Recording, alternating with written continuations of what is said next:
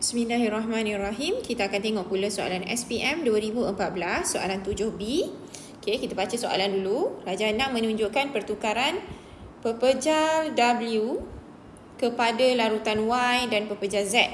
Analisis ke atas larutan Y dilakukan untuk mengenal pasti cation dan anionnya. Okey, so kita pun tengoklah rajah. Okey, warna yang ditulis pada setiap pepejal atau larutan ni sangat penting. Contoh pepejal hijau W. Kita tahu W ni warna hijau. So kita kena fikir apa garam yang warna hijau ni. Okey. Lepas tu dia kata larutan biru Y. So Y ni adalah berwarna biru. Okey, lepas tu ada hasil lah gas V dan juga air.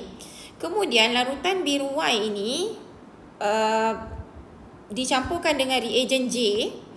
Okey, mendakan biru larut dalam reagen J berlebihan membentuk larutan biru tua. Apa benda ni? Okey, kemudian larutan biru Y ni juga ditindakbalaskan dengan asid nitrik dan juga larutan argentum nitrat dan menghasilkan mendakan putih. Okey. Lepas tu selain daripada itu pepejal hijau W ini juga dipanaskan dan menghasilkan pepejal hitam Z dan juga gas V. So kalau dipanaskan kat sini, kita dah tahu ini adalah tindakan haba. Okey, kalau tindakan haba, kita pun pergilah kat sini. Ada dua hasil. Ada dua hasil, maksudnya dia adalah garam karbonat. Sebab apa? Sebab ada dua hasil. Bila pemanasan, ada dua hasil. And dia kata pepejal hitam Z terbentuk dan juga gas V. Pepejal hitam Z. Apa yang warna hitam? Dekat sini ada, dekat dalam buku teks you. Yang warna hitam adalah kuprum 2 oksida. So bermaksud kita dah tahu that pepejal hitam Z ini adalah kuprum 2 oksida. Dan kita tahu ini adalah garam karbonat. So kalau ini kuprum, kat sini mesti kuprum 2 karbonat. And betul lah kuprum 2 karbonat adalah berwarna hijau. So gas V adalah gas karbon dioksida. Sebab kita tahu bila garam karbonat dipanaskan, gas karbon dioksida yang terbebas.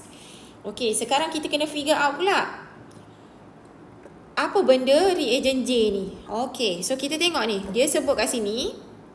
Kita dah tahu kalau kat sini kuprum, that means larutan biru Y ni pun mesti kuprum something, which kita tak tahu lagi. Kita kena tengok based on ujian cation dan anion ni lah. Okay. So, mendakan biru larut dalam reagen J berlebihan membentuk larutan biru tua. Ingat lagi dalam video cation yang saya buat, bila kita masukkan larutan amonia berlebihan, ion kuprum 2 ni akan membentuk larutan biru tua. So, apa reagen dekat sini? Reagen J adalah larutan amonia. Okey. So memang confirm lah dia ni adalah ion kuprum 2. Now kita nak tahu dia punya anion. Kita masukkan asid nitrik dan juga argentum nitrat. Ingat lagi ujian anion? Hasrat argon. Hasrat argon. Itu adalah untuk menguji kehadiran ion klorida.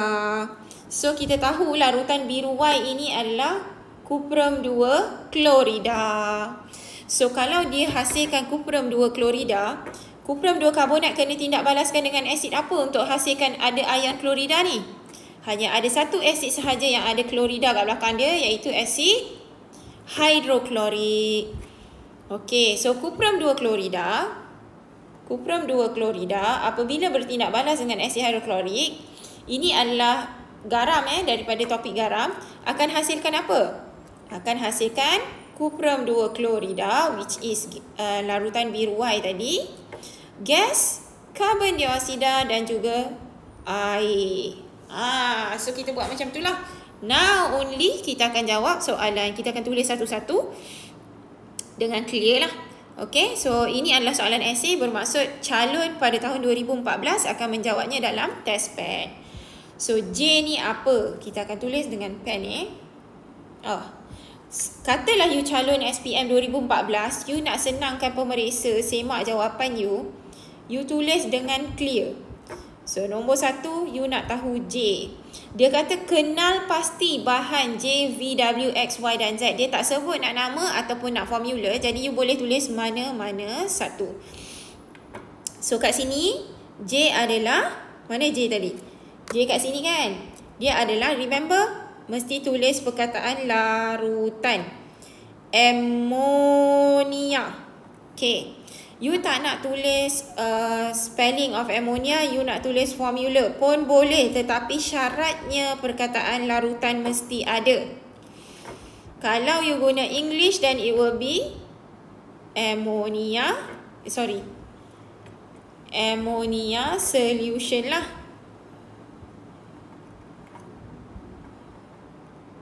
Ataupun NH3 solution. Mesti ada perkataan larutan ataupun solution itu. Okey, yang kedua. Yang kedua adalah V. V ni apa? V ni gas V ni kan? Kan kat sini kita dah tahu V adalah gas carbon dioksida. So, katalah you nak tulis formula pun boleh, you nak eja pun boleh. Okey.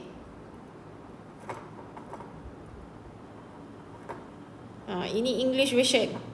Okay. Lepas tu, kalau you nak jawab untuk apa next one? W. W adalah, where is W? Cari W. W dia ni. Cuprum 2 karbonat. Okay. Cuprum adalah satu unsur peralihan. Maka, mesti tulis nombor pengoksidaan dia. Yang dalam kurungan ni, Roman number ni. Mesti tulis. Kalau tak nak tulis nama, then you spell out. Okay. Ataupun the English version will be copper. C-O-P-P-E-R. Ada orang eja C-U-P-P-E-R. Saya tak tahulah kenapa. Kalau tak sure, tengoklah pada jadual berkala di hujung muka surat pada kertas 2. Okay. Hanya kertas 2 sahaja jadual berkala diberikan. Okay. X. X ni apa? X mana tadi? X adalah ni, asid ni.